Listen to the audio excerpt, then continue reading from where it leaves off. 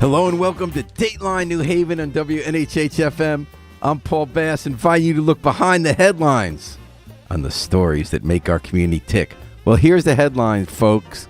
Scot Esdaile is Activist of the Year 2022 for the United States of America. Well, I didn't know you were a DJ, man. I saw you doing some moves with All right, man, we learn something new every day. So that's the headline, folks, but there's a lot behind the headline. Scot X Esdaile has been making our community tick since the last century, and he's getting some well-deserved recognition. So Scott and I are going to talk about... You were there in the beginning, Paul. You were there in the beginning. I was, and I'm going to remember those steps. So we're going to talk today about this award that Scot X Esdaile is getting, what it's all about, what work he is doing, and how he sees the work he has done over the decades to make New Haven and Connecticut a more just community. Scot X Esdaile is the president of the Connecticut NAACP. He has been the president since 2004. Scott, welcome to Dateline New Haven. What an honor to have you on. I'm so honored to be here with my friend, man. Thank you, Paul, for the friendship over the years. Thank you for the support over the years. We kind of like grew up in this thing together, man. I watched you grow when you watched me grow, man. So you've always you've always been an advisor too. I always bounced things by you, and you always gave me sound advice, man. I just want to thank you. When I get this award, you have a lot to do with that also. Just want to let you know right back at you. And if there's any money involved, maybe you can take a little side trip to Aruba. On the back end. I catch you on the back end. Brian Poole says Scot X is a great guy, and E. Marie Russell. Congratulations, Scott. So Scot X, tell us about this award. This comes from the NAACP. It's a national award. It's the Image Awards, which are a big deal. What exactly are the Image Awards, and what is the Activist of the Year Award? The 53rd Annual Image Awards. It's out in Hollywood, California. It started the Image Awards because there were so many bad images in Hollywood. They never really showcased the positive things in our community. So they created an award ceremony that showcased the Harry Belafontes and the Sidney Poitiers and the Cicely Tysons of the world, and made sure that they were looked at in the positive light that they should be. And then we organized and mobilized not only in front of the camera, but the cameramen, the stuntmen, the producers, the writers, and making sure that they had fair opportunities with the major studios and making sure that our people were reflected properly, not only in our communities, but throughout the world. And they fought for opportunities for Blacks in Hollywood. And they have where they recognize people in the organization, the NAACP, that have been doing great work over the years, and they decided to give your friend and your brother from New Haven, Connecticut, the National 53rd Annual NAACP Image Awards Activist of the Year. Rhonda McIver says, congratulations. I add to that, Scot X. So are you going out to Hollywood? And if so, when? Yeah, I go out there for a whole week. They paid for me to go, me and my wife to go out. And when is that, Scott? Enjoy Hollywood, you know. When is that, Scott? The actual event is the Image Awards is on the 26th on BET. But I'm going to do the NAACP is going to be putting out a press release, I guess, and then people could have the opportunity to watch. So how did you feel? I mean, Scott, I'm going to give a big shout out to New Haven when I'm up there. So Scott, I'm really curious about how you felt as a person when, a lot of stuff you did over the years. Sometimes you got credit for it. Sometimes you didn't. Sometimes, often you were behind the scenes. A lot of times I did. A lot of times you're getting people together, right? Someone has a dispute, you patch it up. Somebody's getting screwed over in the workplace, you make a call. Some legislation needs to be passed, you meet over coffee with a legislator. How does it feel? First of all, do you worry like you get an award? Do you feel like that big an award? Do you feel like maybe that means I'm over the hill? Or do you feel like finally I get my due? I mean, what was going through your mind when you learned about this? Well, I do think that, we have to prepare the next generation. I put in since you met me, I put in 35 years of work. So I started in 1987. So this is 35 years of work, man. And it's a body of work. I don't, I think I definitely have more gas in the tank. I'm the National Criminal Justice Chair for the NAACP. So that gives me an opportunity to travel to different communities across the country. I take the training that I received in New Haven, and I go to cities like Chicago, Detroit, LA. That's really interesting, Scott, because in the last 2 years, like you've cared about this issue since I've known you, but it's really just in the last few years that the country in general has focused on some of these criminal justice issues, racial and not just racial issues, about how we police, class issues.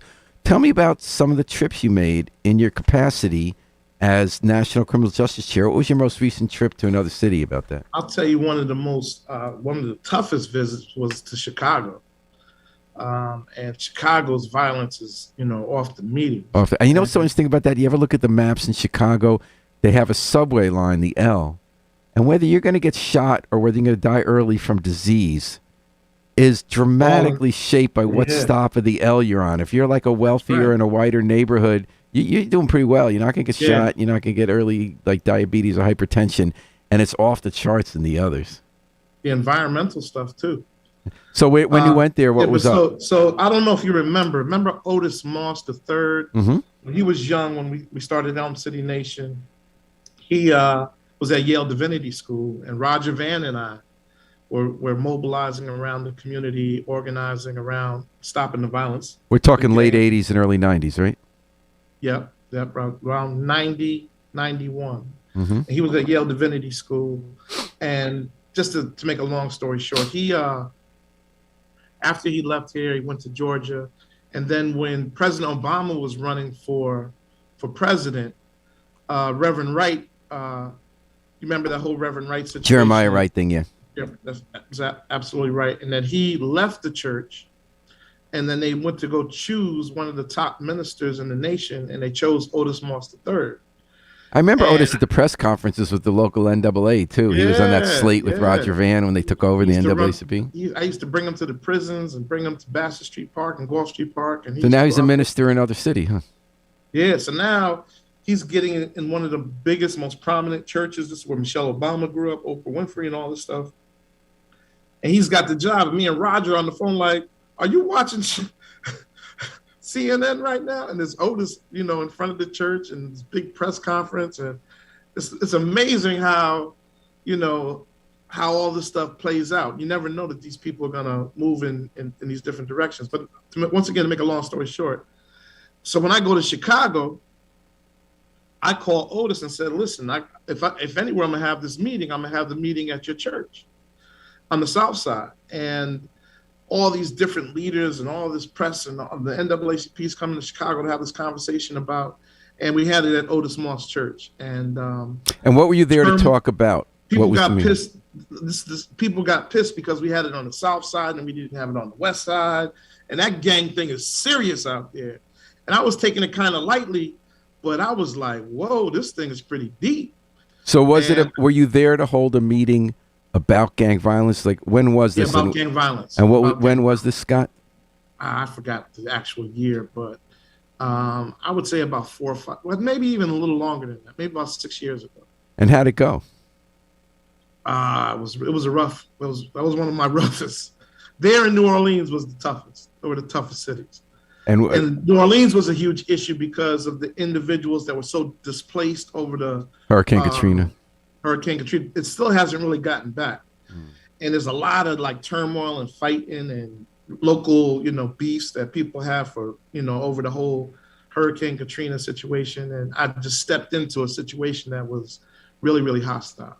In Chicago, I had to think about, if I was in Newhallville, between the Newhallville KSI beef, how would I deal with this particular situation? And I had to, dig into my bag of how I worked in New Haven, and it worked somewhat in that particular area. Did you get people from different gangs to sit together in either of those cities? Yeah, I got all the press out of the room, and I got, the actual guys that had the beefs, and I got all the emotions out of the room, and I got people to kind of like sit down and rationally try to discuss their differences.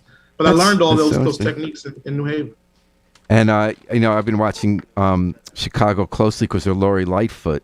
She's a prosecutor, a black woman, going into a city with a long history of racist policing. She's both a prosecutor, but against, some horrible things that happened with the policing since she's been in there. She's been thrown one way and another since she got in that office. How do you think she's doing?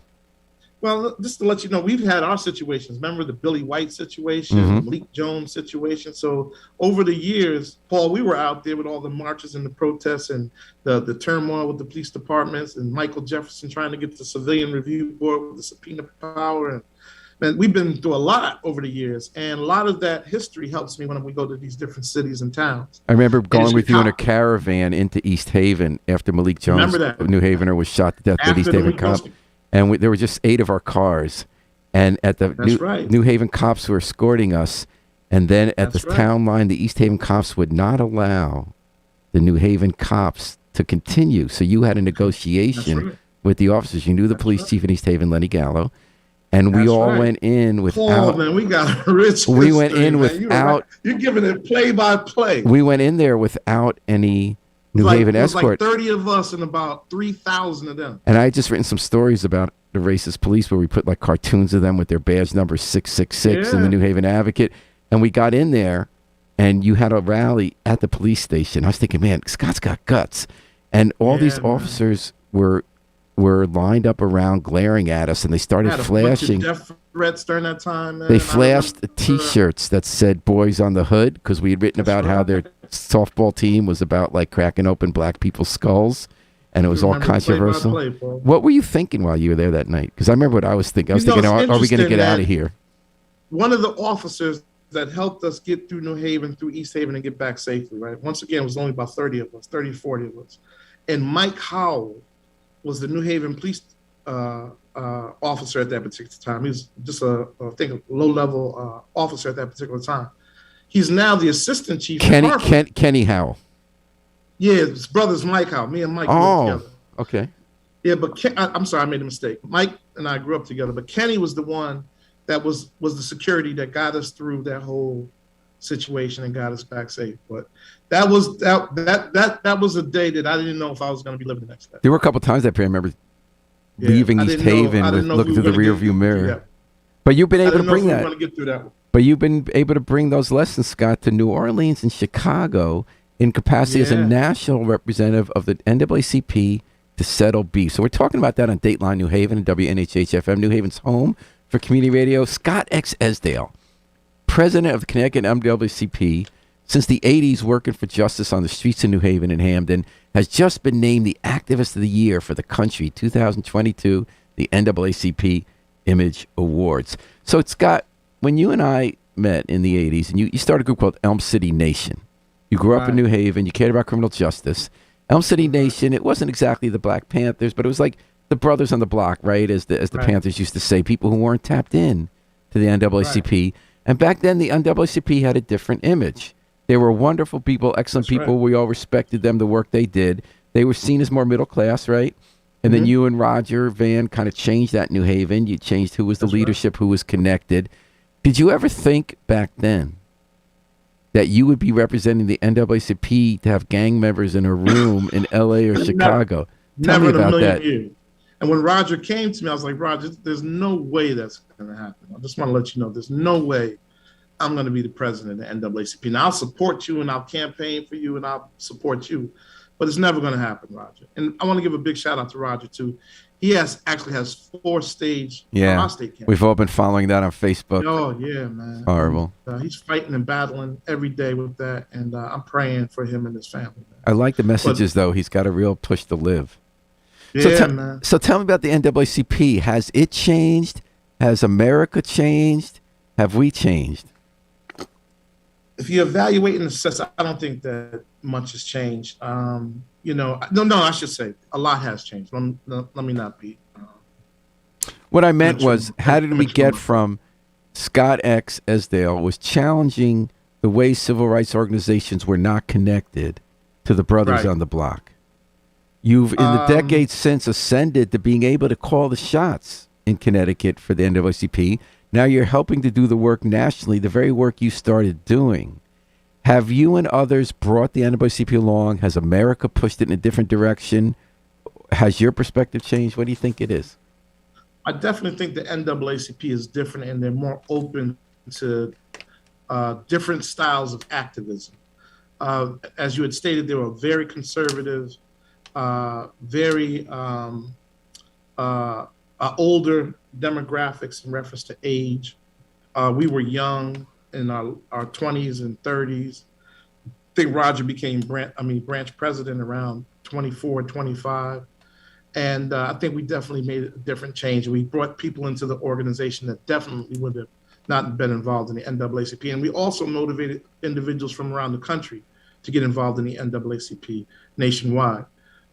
So I do agree that a lot has changed in reference to leadership, younger people getting involved in the organization. I don't know if you remember Lisa Sullivan. I do remember Lisa, and I'm sorry she's dead. She was one of the original front guard organizers, bringing in young people. Yeah. And Rev Kev. And Deirdre Bailey. Yep, of blessed memory. Yeah, man. All three of them are gone now. Yeah, I know. But you know what's interesting to me as a reporter? So when you started out, it was people like you and Raj who were not in the NAACP yet, who would really lead the media to important stories from people we didn't hear from, right? People who were falsely arrested, who were living in some kind of tough situation in New Hallville or Dixwell, had some issue with the beat-down posse police. And now it's interesting that you're still connected. The great stories we get still come from you guys, but now they come from, and this is not at all any kind of criticism ever of what the NAACP was. They played a crucial role in the civil rights movement. Everyone I knew from that Haywood Hooks, say the old timers, people. Mr. Clark from the NAACP, he was one of the old timers in the NAACP. And I came in with my 40, 50 guys from the streets into the NAACP meeting. And Roger was with me and Mike Jefferson were with me. And we came in there, we barged up in the meeting. And I'll never forget Mr. Clark looked at me and didn't even blink. He said, Gerald Clark. Don't like it? Gerald Clark. Yeah. No, not Gerald Clark. There's another Mr. Clark. He worked for SNET for years. Him and Ted Hogan were very close friends. I'll never forget. He's lived right in the middle of New Hallville, right next to the Oasis and the Taurus. He stood up and didn't even blink. He said, listen, if you don't like what you see, come in here and you change it. That's my challenge to you. Stop running your mouth. Come on up in here and change it. And I'll never forget when he said that to me. And I was like, wow. And he's right. Stop arguing, stop screaming. You got all these people, mobilize and be a solution to the problem. Stop, always complaining. And I respect that so much. Took the challenge. I respect you talked at the beginning of this hour, Scott, about the need to pass it on to the next generation. Right. I've seen that in all communities, that some hold on to their position and others like Mr. Clark see young people who want to do things different and recognize that's good. We'll make a way for you. I remember talking to Lisa Sullivan before she died, Deidre Bailey, who left town, Rev Kev. They had made all this change in the late 80s, helped elect John Daniels mayor, helped reform, bring community policing. But they felt there was a ceiling in New Haven. They felt that older black leaders... Roger really broke the ceiling. Roger broke the ceiling when we ran him for NAACP president. Yeah, they felt that... When we ran Roger, it was like, I forgot the numbers, but Roger had a landslide won for president. I remember. Yeah. And that was a huge victory for young people cracking that ceiling in New Haven. And then he became state president, you became local president, and you guys passed statewide legislation. Then he went up to national membership director, and then I became state conference president. And you guys helped the legislature pass laws over the years for documenting so many stuff. laws, made so many changes. But I'm thinking back. So many groups, so many rallies, so many protests. Malik Jones was a big one. I remember thinking back about those younger crew of activists who helped elect John Daniels, helped bring community policing and left town, saying that there was no room for talented black people to move up in New Haven. Has that changed? I think, it's interesting. I had this conversation with Dory Dumas and several other NAACP She runs the NAA here, yeah. She's our local branch president. And we were like, where are the young Rogers and the Scott X's and the Lisa Sullivans and the Kev Houstons? And I think they're out there, but they're moving differently now. Now you got social media. They could be an activist in a social media platform. They could be activists, because when I had the opportunity to go out to a lot of the marches that happened during the COVID-19 and the George Floyd situation, I'll never forget, I was marching. We were going up on the highway, and we had our route designed and everything was all lined up. And all the kids switched and went a different route. And I'm like, what happened? They said, well, on Twitter, they told us to go over to this street. And I was like, what? Twitter? And I was just saying, Scott, this is different. Are you talking about that day with Black Lives Matter? I'm not even on Twitter. What are you talking about? Are you talking about that Sunday? Because there was a Sunday during Black Lives Matter. Rallying in front of the police department. Yeah. It was rallying on the highway. I remember for that day I went because my people were covering 2 Black Lives Matters demonstrations a day. And I said, I got to give them a break. So it was Sunday, and it was just some people from Southern who didn't really know New Haven. So I said, okay, I'll go to this one because this is going to be 5 minutes. So they got there, but they invited Ochamare, who runs Black Lives Matter in New Haven. They said, why don't you take over our demonstration? You're the real leaders. So they did. And as you said, on Twitter, people started marching. They didn't know where they were going to go. All of a sudden, we were doing live stream. There were 1,000. It was the most exciting thing I've covered in my life. It wasn't as scary as when I was with you in East Haven. 1,000 of us marched onto I-95 and stopped traffic. And you were right. It unfolded in this way in social media that was so new. And then I knew that there was a changing of the guards. And there was new activists, and they're doing their thing. And I had to embrace it, just like how the elders had to embrace me. And I really applauded them for their great work. And I really needed to humble myself and sit down and listen to a lot of these young activists and hear, which way they want to go and which way they want to move, and, let them come up with their ideas on how to, put the stage together for the future. And tell me about that. What's your relationship now with Black Lives Matter and some of those folks? I know some of them. I'm really more in tune because I'm more in sports and entertainment.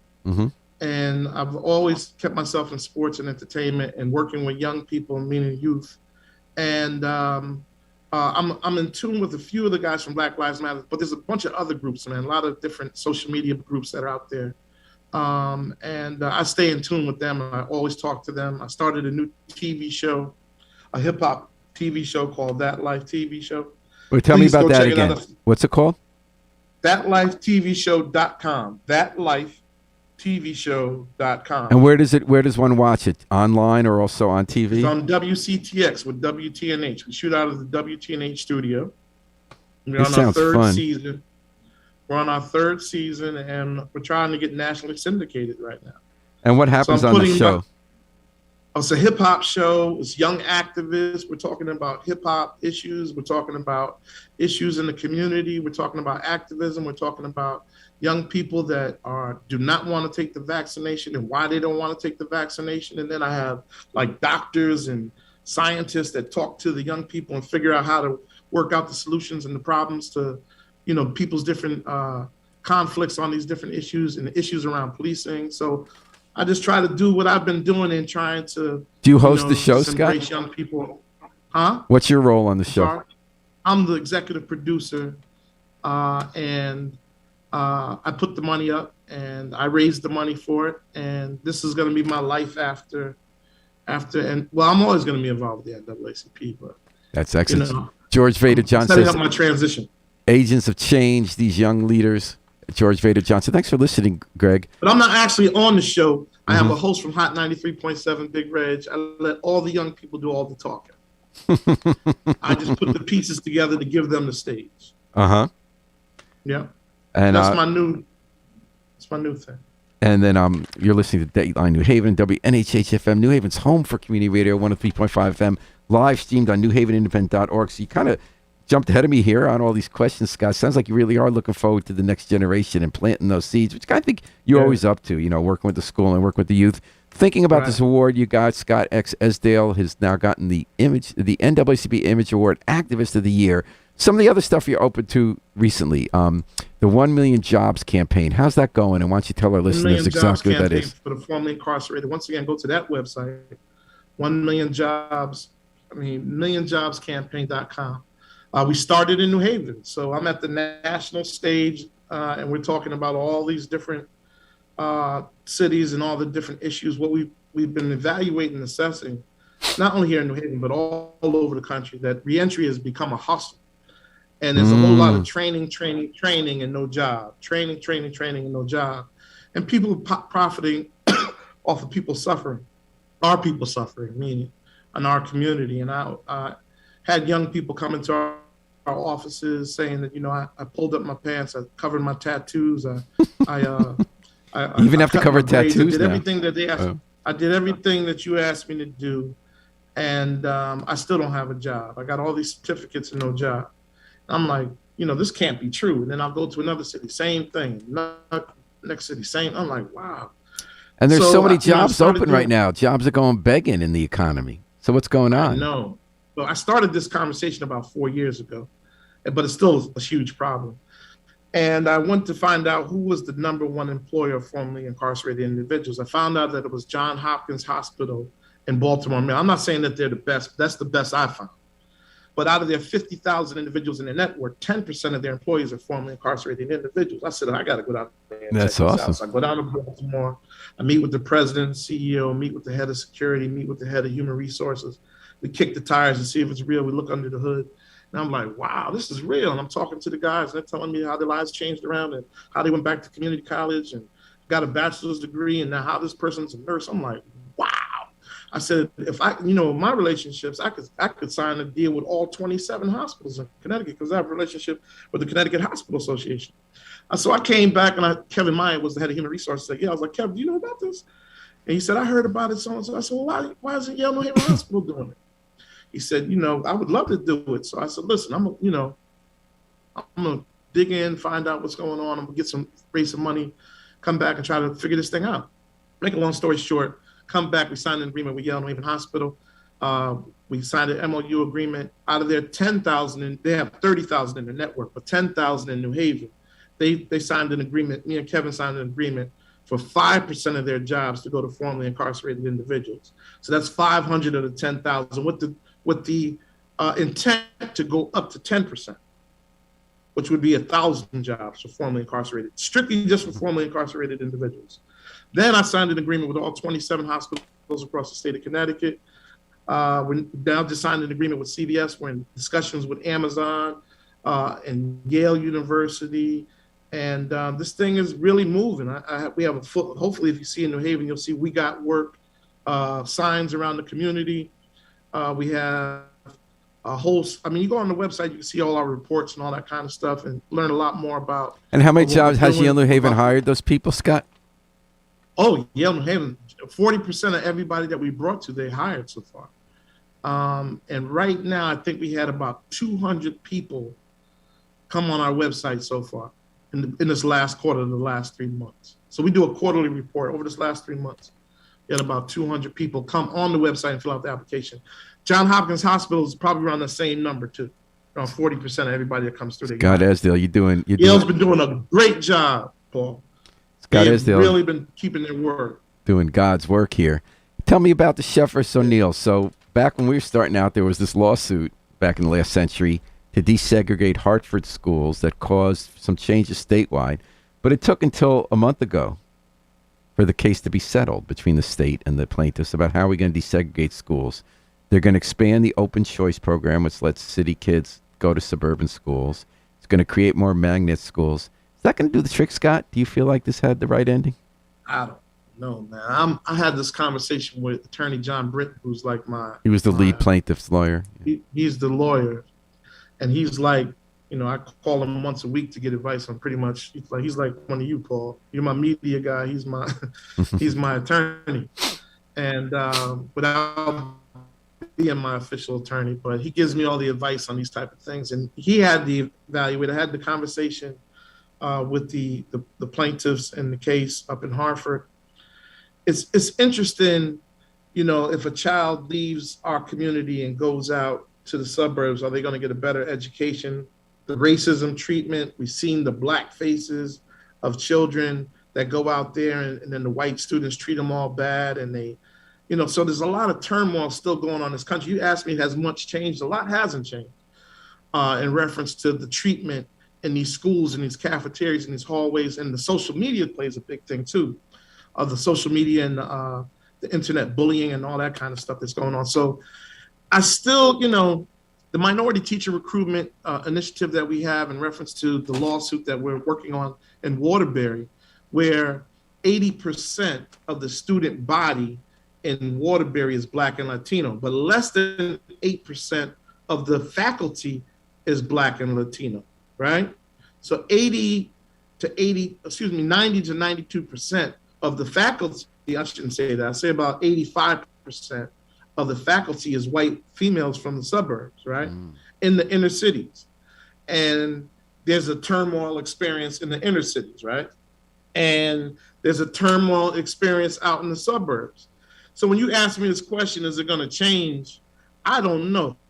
I'll be honest with you, Paul. I'm going to continue to evaluate and assess, but no one ever thinks the fight is over. I guess, I followed Chef from the beginning. My wife was covering it. Had great admiration for John Britton. What was always interesting about it is that the plaintiffs never said, here's what we want you to do specifically. We just want you to fix it. We have segregated schools, segregated opportunity. Fix it. I've never been caught knowing what the answer is. Some people say you got to integrate housing instead. Some people say there's a backlash with those programs that, in fact, it's white kids from the cities who end up sending their kids to the suburbs through the program. Ship kids out there to go to school and then come back. Yeah. You're not really a part of that community, And also just fundamental racism in society, right? No. So is that gonna, I mean, with all this Trumpism, is that gonna change? Yeah. Is Donald Trump gonna win this next election? 42% of Connecticut voted for Donald Trump. So when you ask me, is it going to change? I don't know, Paul. That's the answer to my question. And I'm so interested because you've spent decades now, city, state, nationally, on the front lines of seeking a more just society. But I don't want to sound hopeless, though. Okay.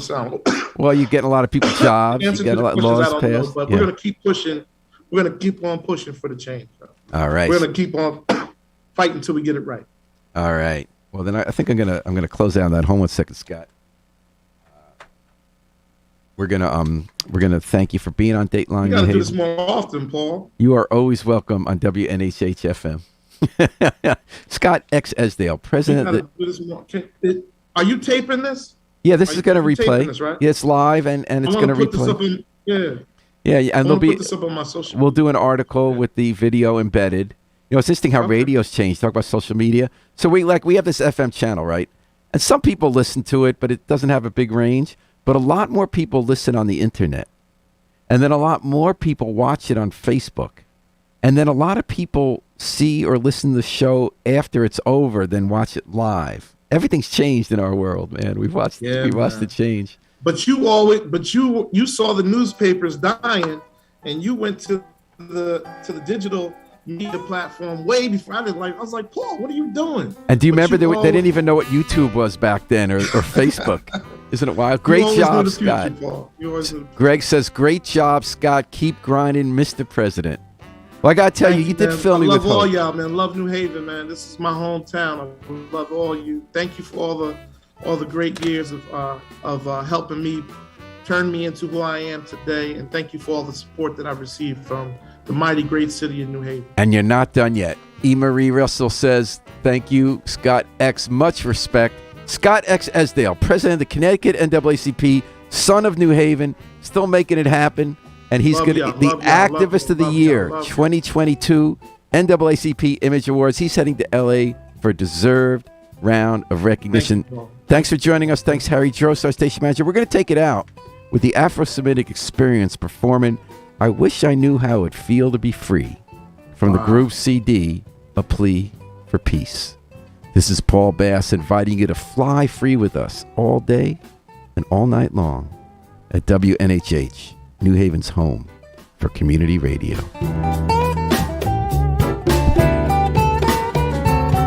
Love you, Paul. Love you too.